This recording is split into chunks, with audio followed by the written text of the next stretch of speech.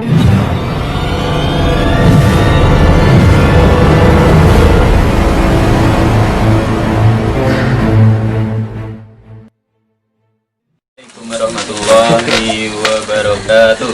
Waalaikumsalam warahmatullahi wabarakatuh. Innal hamdalillah nahmaduhu wa nasta'inuhu wa nastaghfiruh wa na'udzu billahi min shururi anfusina wa min sayyiati a'malina man yahdihillahu fala mudilla lahu wa man yudlilhu fala hadiyalah.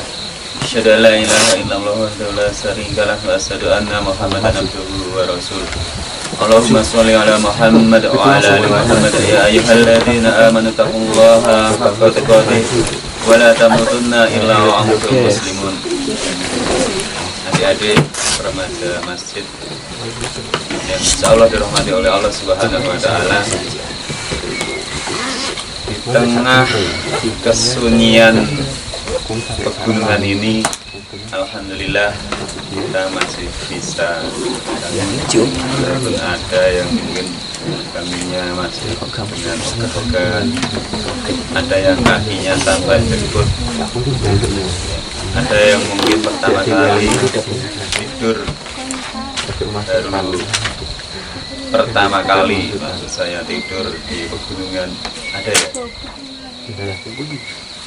Atau mungkin ada yang sudah berkali-kali naik gunung atau camping di gunung dan sebagainya. Pada kesempatan pagi hari ini, alhamdulillah kita dikumpulkan oleh Allah Subhanahu wa taala dalam keadaan sehat walafiat. Mungkin anak-anak zaman sekarang ada sebagian yang ketika orang tuanya ngelembur neng sawah terus kemudian ngancani. Ada yang sebagian mungkin ogah-ogahan. Ini berbicara masalah semangat. Ada nggak yang kalau orang tuanya ngelembur neng sawah ngancani turu neng sawah? Ada? Di sawah. Itu tak sesok. Juga di sawah. Berarti ring lembur neng sawah. Saya ini sipil. Saya sipil tinggal ya mas. Saya ini sipil. Mungkin ini sipil ya.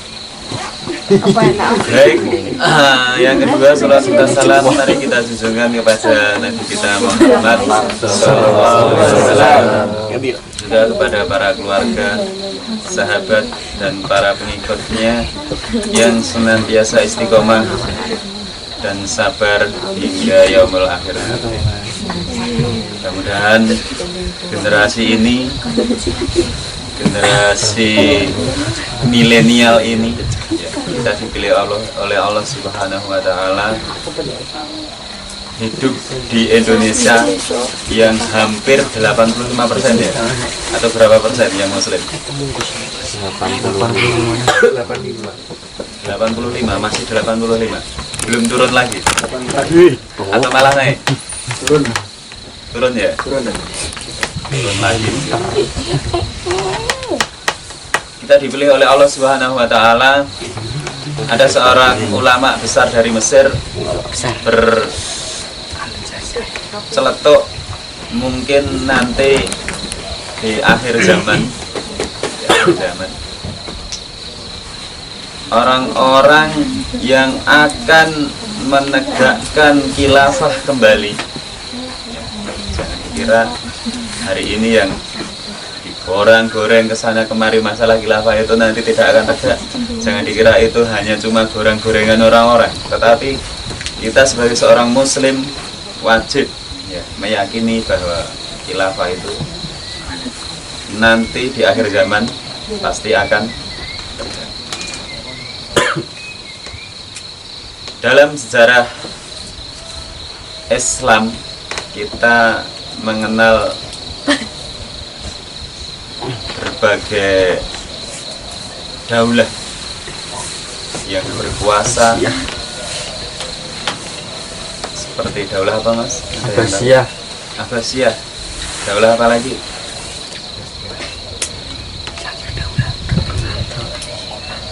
Umayyah, Ah, Abbasiyah, apalagi Usmani, Turki Usmani.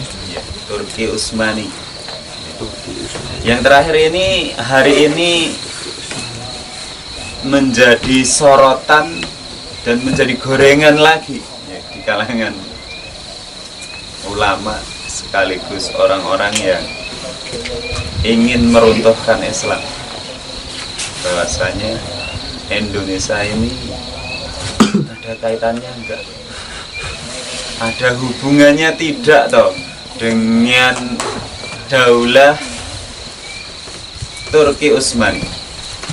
Yang menarik ini, menarik hari ini pembahasannya adalah apakah ya, kerajaan-kerajaan di Jawa, kerajaan-kerajaan di Sumatera, kerajaan-kerajaan di Indonesia itu dulu ada hubungannya dengan kekhilafahan Turki Utsmani.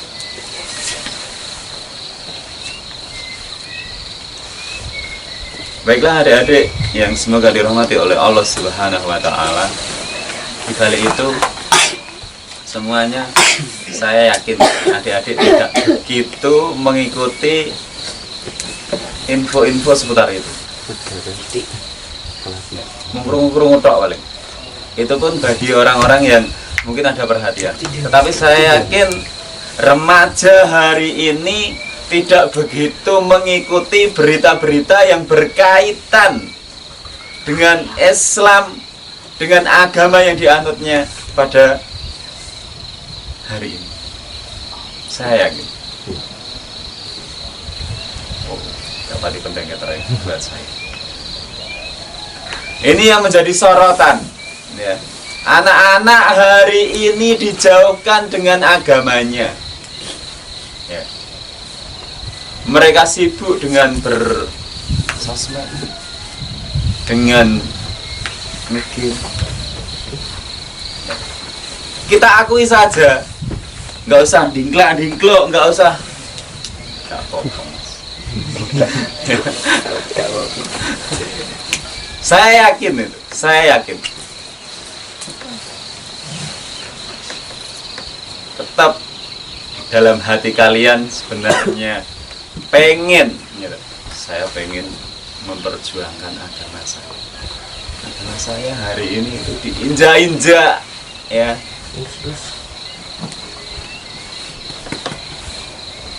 Pernah terbersit di dalam hati kalian atau tidak? Hal-hal seperti itu ini sangat urgent dan harus ditanamkan sejak dini.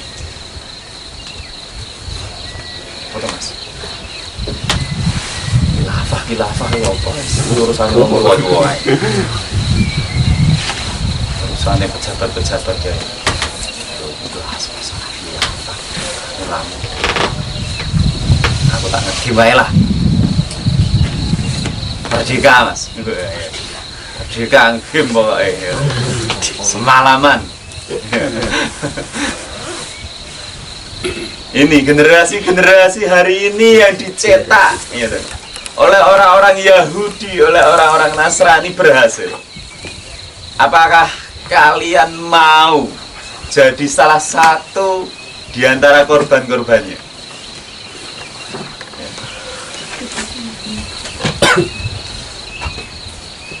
Kalau Anda pernah membaca buku berjudul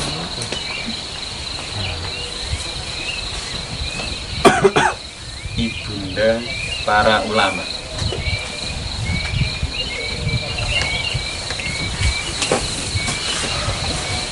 ulama ini kok pas umur 9 tahun, umur 10 tahun kok harus hafal Al-Quran. Ulama ini ngasih hafal ribuan hadis. Ulama ini terkenal dengan ini keilmuannya yang luar biasa.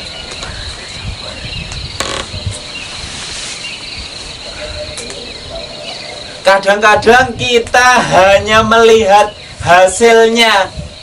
Ulama itu luar biasa kepandaiannya. Ya. Ulama itu hebat. Tetapi kadang-kadang kita tidak membahas masa kecilnya seperti apa, masa remajanya seperti apa. Ya. Kadang kita lolos, pokoknya kayak elok. Padahal dibalik keberhasilan mereka itu ada kerja keras, ya, yang dilakukan jauh-jauh hari sebelum keberhasilan itu didapatkan, dan prosesnya panjang. Ya, sekali lagi poinnya prosesnya panjang. Ya, prosesnya panjang. Saya di sini akan menyampaikan satu ulama besar, satu khalifah yang pada masanya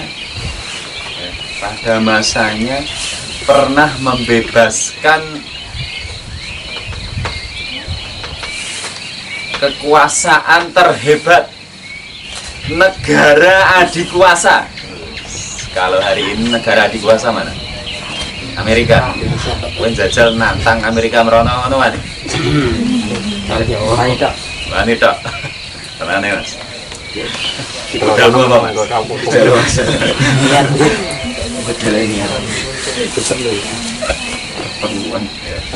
Negara adidaya, bayangkan. Tapi sebelumnya sudah dinas oleh Rasulullah Sallallahu Alaihi Wasallam bahwa nanti negara adikuasa itu akan runtuh, akan ditaklukkan oleh seorang panglima besar, akan ditaklukkan oleh panglima hebat, panglima Islam. Kalian tahu masa kecilnya seperti apa? Apa kalian pernah membaca masa kecilnya seperti apa? Pernah tidak?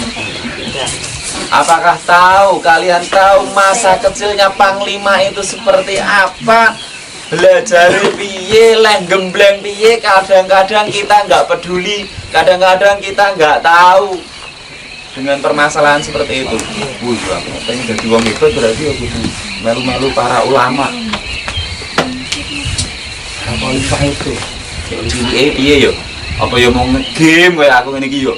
Ngerti-ngerti dadi kiai, ngerti ulama.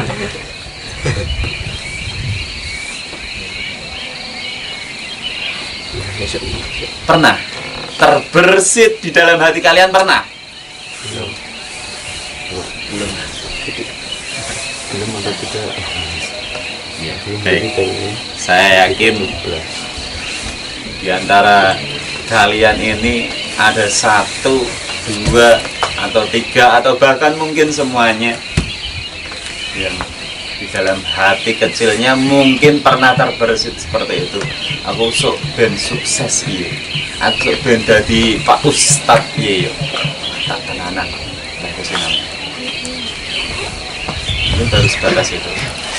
Aku sok ben bisa dadi wong sugih, ya dadi Pak Ustadz, pengusaha, dihormati banyak orang.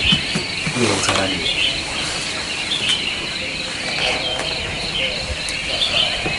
Mungkin ada 1, 2 di antara kalian, atau mungkin bahkan semuanya di antara kalian ini pernah terbersit di dalam hatinya seperti itu.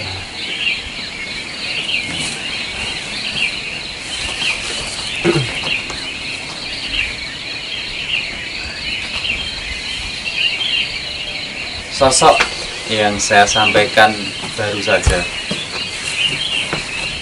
ada yang paham namanya siapa? Ada yang tahu namanya siapa? Yang menaklukkan Konstantinopel? Muhammad Al-Fatih. Muhammad Al-Fatih ini masa kecilnya ternyata ya ngejil kayak gue ini. Karena dia anaknya rojo, ya, anaknya rojo, pangeran biasa. Ora mung trimo sultan, pangeran iki anake raja. Ya. Seperti biasa, sebagai seorang anak kecil bandel. Wes sak penake dhewe. Manja. Ya. Biasa kan? Kalau anak kecil seperti itu. Apalagi hidup di lingkungan kerajaan, semuanya serba komplit pokoknya, mewah, ada semuanya. Mantap hawa. Bandel betul. Bahkan Sultan Murad II pada saat itu nganti judek gagas anake.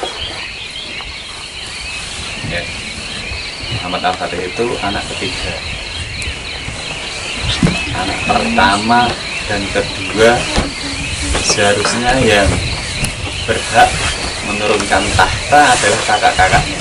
Tetapi ternyata qadarullah belum menginjak dewasa, kakaknya Muhammad Al-Fatih ini dua-duanya meninggal dunia. Mau tidak mau, tampuk kekuasaan diserahkan kepada umur 10 tahun digoleki guru, gurune yo judek gagas Muhammad Al-Fatih ra gelem diulang saking bandele. Yo kowe ngono iki lho. Celelekan ngono kuwi. Ora iso, ora enek sing berhasil. Lah piye arek kan gebuk ya ora wani, arek nyeneni ya ora wani. Anake Murad II ya sultan. Ya anaknya raja. Enggak berani. Ya. Para ulama-ulama waktu itu tidak berani. Arek kan nyelentrek ngono mungkin tidak berani. Ngayal mentole. Ya enggak berani. Wah, akhirnya tuh dimanja. Anak-anak yang dididik dengan manja seperti itu tidak akan bisa berhasil. Tidak akan bisa berhasil. Juwer sithik wandake pake, Pak kandhake pakku Pak Guru. Bapake ternyata ya ora Jawa, mara ning kene gurune. Anakku mbok kapake, Pak. Lek ngopeni ngoyo-ngoyo mbok jeweri. Tidak akan berhasil. Tidak akan berhasil, sekali lagi. Didikan seperti itu tidak akan berhasil.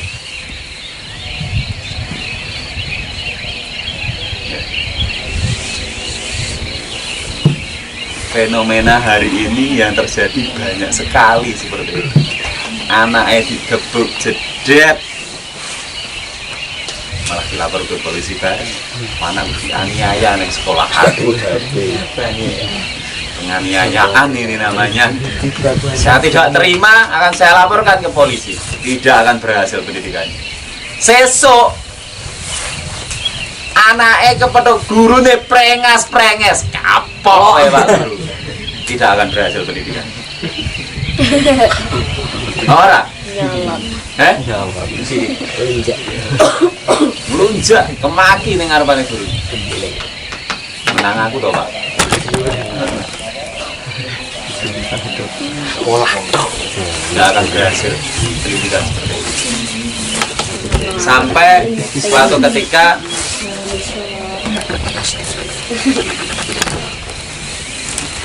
Sultan Murad II ini menemukan sosok yang ulama yang sangat karismatik, sangat tegas. Ya. Belum didatangkan untuk mengajar anaknya, sama Sultan Murad II. Pak Ustadz, ini saya Pak Ustadz. Ustadz Imam. Ustadz.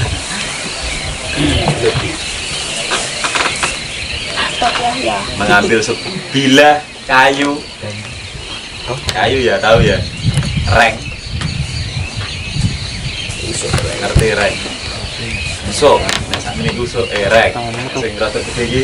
So, ngerti ya. Dawane usuk orang matre. Rotan. Usuk reng. Ya. Sopo rotan? Pak Ustad, iki renge tak keke kowe. Ya. Tolong anakku didikan. Yen Pak Ustad merasa perlu menggunakan reng ini, silahkan gunakan.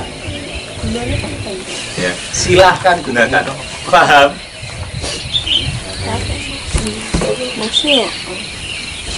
Paham atau tidak? Paham.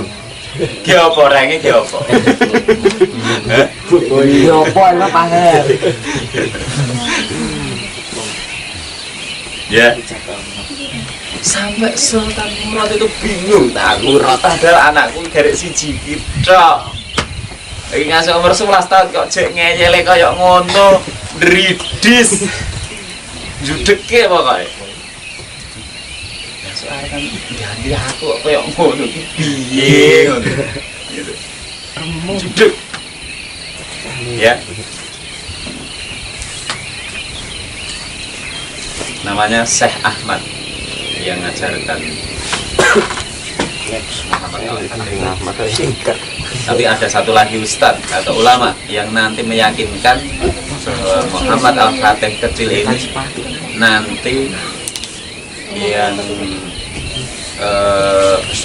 pernah dikabarkan oleh Rasulullah SAW bahwa ada seorang pemimpin atau seorang panglima yang nantinya akan meruntuhkan kerajaan Bizantium Timur, Konstantinopel, Adidaya waktu itu. Itu ada satu ulama lagi yang nanti akan meyakinkan bahwa kamu pokoknya kowe sok le sing iso meruntuhkan adidaya nih wong Eropa iki kowe. Ya. Harus ada di antara kalian ini ustadz guru yang kalian anggap sebagai seorang apa istilahnya apa? Yo kudu pelatih ngono ene bal-balan pelatih, kudu mbok hormati, kudu mbok ikuti, itu harus ada.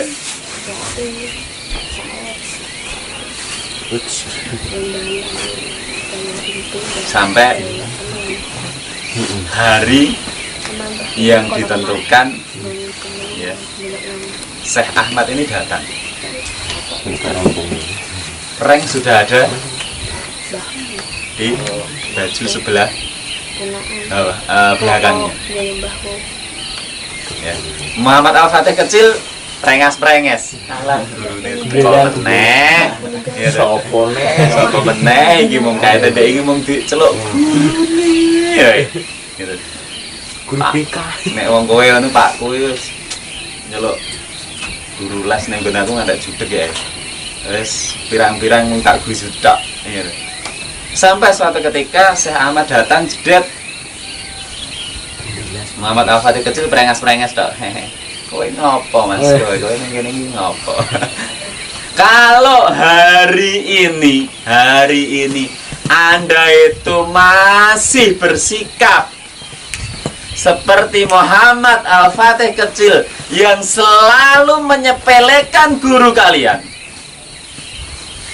maka ya, pendidikan kalian itu hari ini itu sudah beres atau belum? Pertanyaannya seperti itu. Kalau guru Anda di sekolah misalnya teko mung mbok guyu tok. Sampai ini. Mbah Ngadi mungkin. Mbah.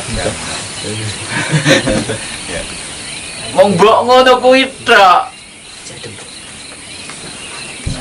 Pendidikan Anda tidak akan bisa berhasil. Pendidikan Anda tidak akan bisa berkah. Ilmu yang Anda dapatkan tidak akan bisa berkah. Ya.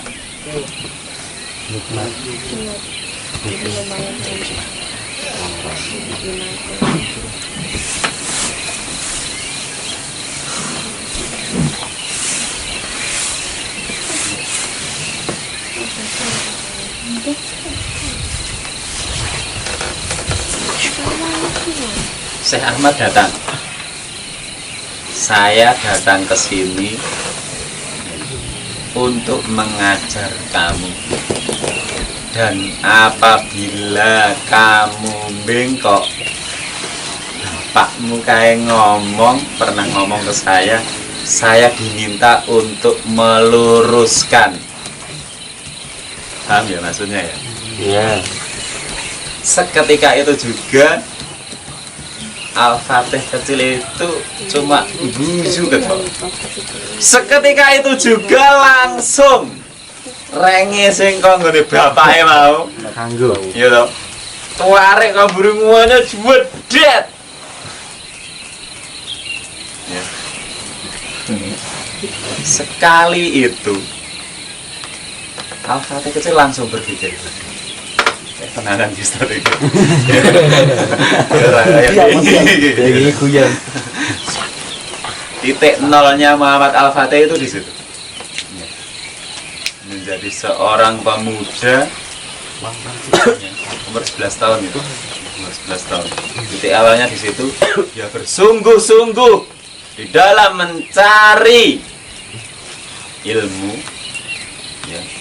Dan pada umur 12 tahun Muhammad Al-Fatih ini ternyata sudah menggantikan ayahnya. 12 tahun sudah. Masih kurang tahun Mas? 10. Tambah 2 tahun ya. Siapa? Siapa ganti Mas Muri? Ganti Mas Muri ya. Itu itu. Tapi atas permintaan desakan para menterinya, akhirnya beberapa bulan begitu Sultan Murad II diangkat kembali. Diangkat kembali karena dianggap Muhammad Al-Fatih ini masih terlalu kecil. Menteri ini kan ya bingung ngerti kok. Ini permasalahannya ini neng negara. Iya Mas Muhammad Al-Fatih umur 12 tahun malah dolanan. Atas desakan para menterinya akhirnya beberapa bulan berkuasa karena masih anak-anak. Menteri ini bingung kan, jalur pendapat. Rojo umur 12 tahun ya. Akhirnya atas desakan para menterinya, Sultan Murad II ini kemudian diangkat kembali menjadi Khalifah Utsmani pada waktu itu. Dan kemudian baru umur 21. Sini ada yang umur 21. Mas Ulun berapa Mas? 20 Mas. Kira umur Mas Ulun ini. Sama sih Mas. Ya Ngomke lho aku.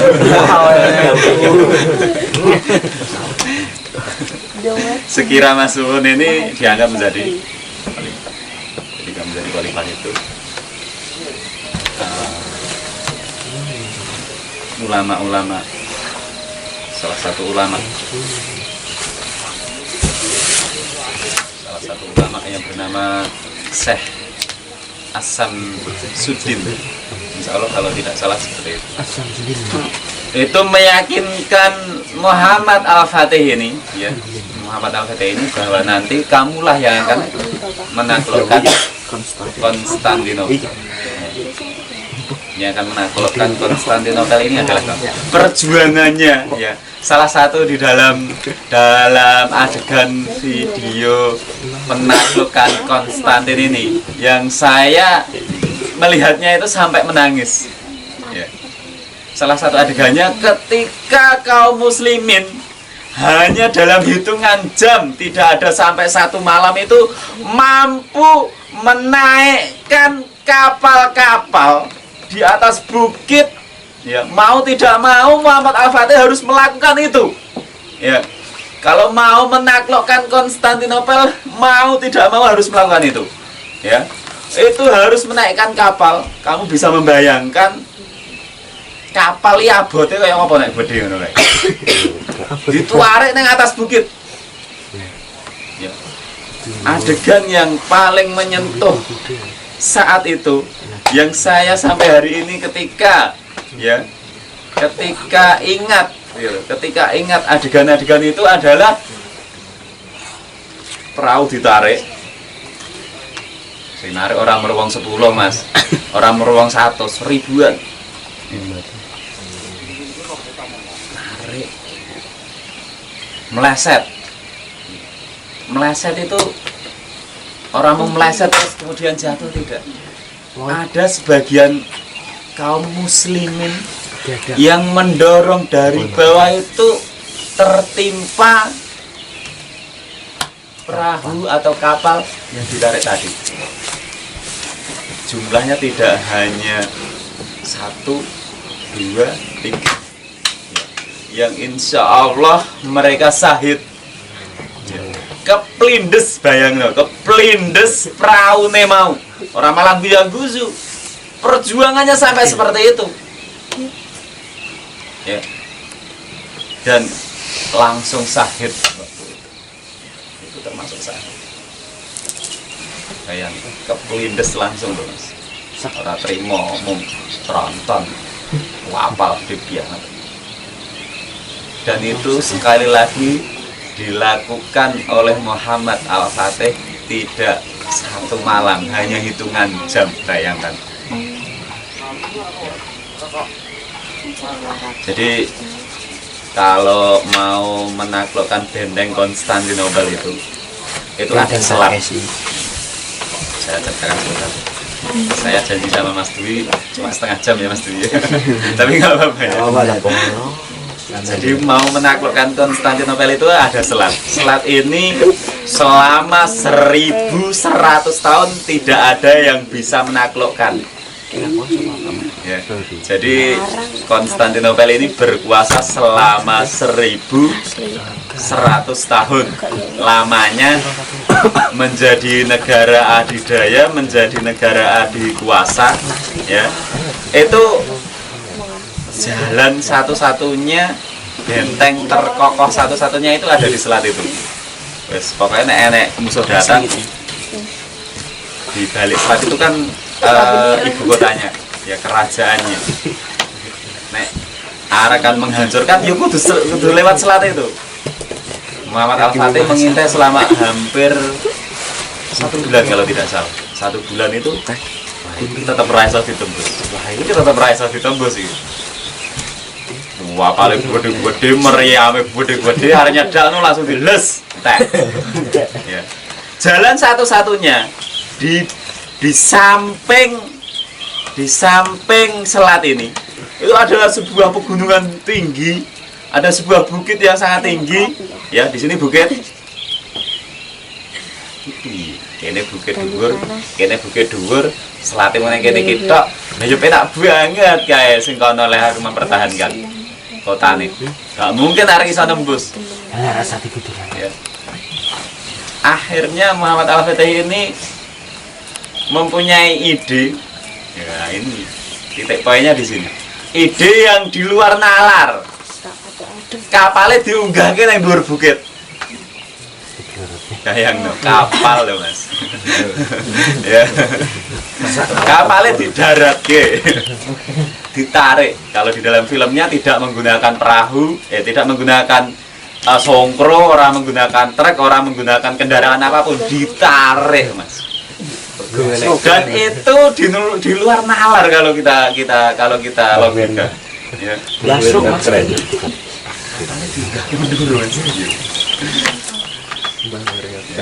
Kapalnya diunggah mendur sampai di atas bukit itu tengah malam. Jadi hitungan berapa jam kan? Di luar nalar seperti itu.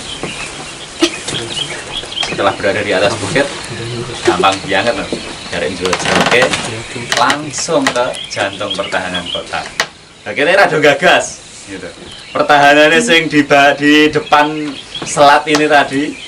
Ini kan rada gagas. Nah, bengi-bengi ada turu lah Muhammad Al-Fatih jatuh kae gitu.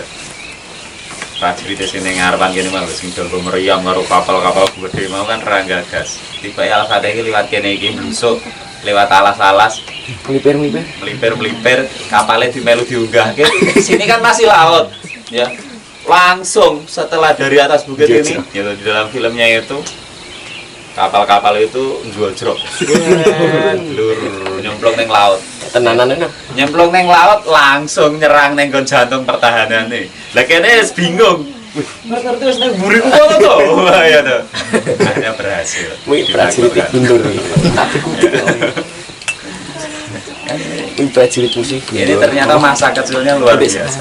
Prajurit mundur. Pendidikannya luar biasa. Iya. Pernah sampai. Baik, mungkin itu poinnya yang bisa saya ambil. Yang pertama, bahwa peran ayah ya, sebenarnya hari ini itu ada salah kaprah. Biasanya yang memperhatikan pendidikan anaknya itu adalah ibu. Bahkan mungkin saya sendiri atau bapak-bapak yang lain itu kadang-kadang anakmu ini SPP ini bayarnya piro? Bu, saya ngerti ekono, aku rapati gagas sebenarnya duitnya tak ke ekono, saya bayarin bendina kono. Ini sebenarnya salah kaprah ya.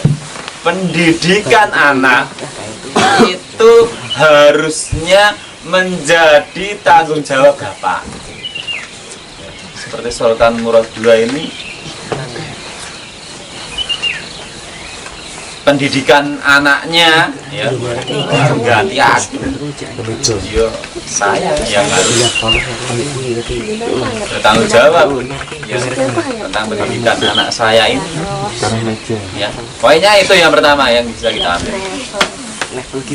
Yang kedua, saya ini kalau ngajar anak saya ini pernah saya sampaikan di beberapa pertemuan, beberapa obrolan. Saya ini kalau ngajar anak saya yang besar mesti muring-muring, nesu. Bahkan di poiso. Pernah kalian seperti itu? Wah, warai Pak. Pak di kayu raiso. Anak karo Pak podo ini. Ini menjadi tanggung jawab bapak ya, untuk mencarikan guru, untuk mencarikan ustadz. Gitu. Poin keduanya di situ. Ya. Memang orang tua itu kadang-kadang, yuk tak ajari gini saya, yuk ngaji gini saya, tahsil anaknya mana? Lah jadi pintar ustadzah. Pak. Wasis. Nah ini poinnya di situ. Makanya orang tua itu harus menitipkan kepada ulama, kepada ustadz, kepada guru yang terbaik menurut pandangan orang tua mereka. Ya. Harus ini, ya harus. Sudah berapa ulama, sudah berapa ustadz, sudah berapa kiai, berapa seks yang menitipkan anaknya, yang dulu masa kecilnya dititipkan sama Pak Ustadz, dititipkan sama ulama. Maka hasilnya akan luar biasa. Itu poin yang kedua ya, itu poin yang kedua. Terus yang ketiga poinnya, ketika mencari ilmu, ketika pengen pintar, ketika pengen berhasil itu titiknya itu ternyata ada satu, yaitu harus ada ketegasan.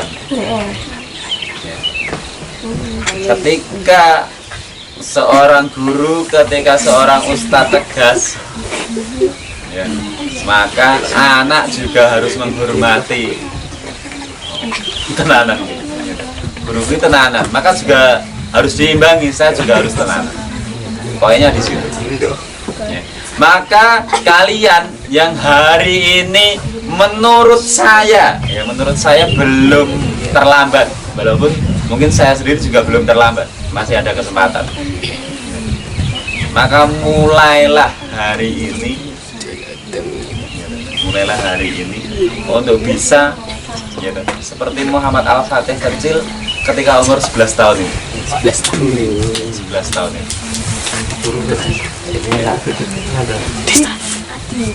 Nek digetak, nek di saplak gurune aja malah ngandake pake. Nek saya dulu ini cerita saya dulu ya. Saya dulu nek digebuk, saya juga pernah digebuk loh ya. Dan guru saya masih hidup ini. Bakam, ngerti bakam? Saya digebuk bakam. Bakam ngerti tak? Masih hidup ya. Itu saya waktu itu nggak berani ngandake nang ngene Pakku ngono iki gak wani. Nek ngandake nang ngene Pakku kok omah tambah digebuk. Oh, berarti nakal memang nang sekolah.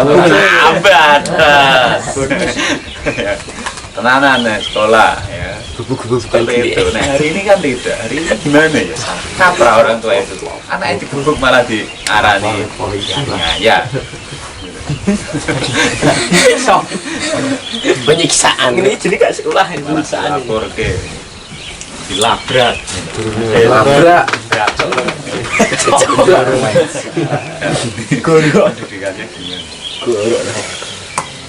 Oke, itu ya.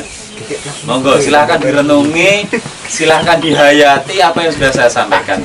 Kalau kalian pengen berhasil, pengen sukses, pendidikannya mulai dari hari ini harus seperti itu. kriminal ini. Siap, Ge? Insya Allah. Silahkan direnungi, ya. Silahkan direnungi. Nanti silahkan di rumah dipikir-pikir lagi. Aku sekolah orang tua saya sudah mengorbankan hanya harta, mengorbankan tenaga, pikiran untuk saya harus kemana. Meneng kabeh. Gak kabeh. Nek tak lihat-lihat kita ya enggak lu bro ya. Mas sekolah ya enggak kaya. Paling kita ya biasa. Minimal kalian menghormati guru kalian dulu. Ya, jangan menyepelekan guru kalian. Gitu nggih? Siap ya? Siapapun guru Anda silahkan dihormati. Ya, silahkan dihormati. Silahkan guru Anda idolakan. Ya, cuma malah mau idolanya mau BTS.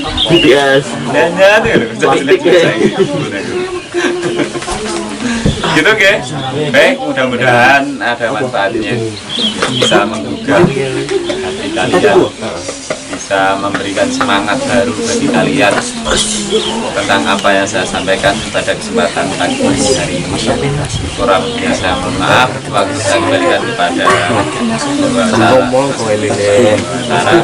sekian. Assalamualaikum warahmatullahi wabarakatuh. Waalaikumsalam warahmatullahi wabarakatuh.